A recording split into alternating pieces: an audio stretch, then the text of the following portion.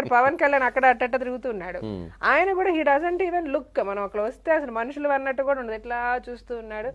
They don't even have the, మన ఇంటికి ఎవరో ముక్కు మందిరని వాళ్ళు వచ్చినా కూడా మనం రండి అంటాం, అసలు they don't even have the courtesy రండి అని చెప్పడానికి కూడా అట్లా అట్లా తిరుగుతూ అట్లా వెళ్ళిపోయాడు.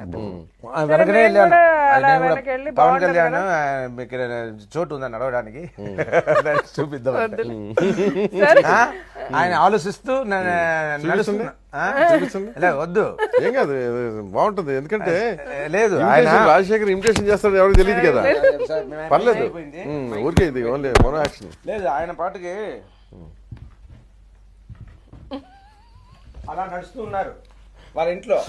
నేను నేను జీవితం వెళ్ళి సరే ఆయన ముందు వెళ్తే పలకరిస్తుంటే ఆయన మేము వస్తున్నాము, అట్లీస్ట్ ఎవరైనా వస్తున్నారని మనకు తెలిస్తే కదా, ఆయన పట్టించుకోకుండా అలాగే వెళ్ళిపోయారు.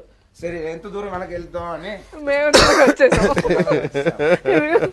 సో ఇక అక్కడి నుంచి మొదలైంది.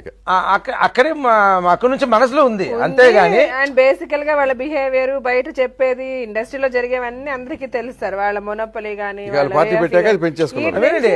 పార్టీ పెట్టేందుకు ముందు కూడా లేదు.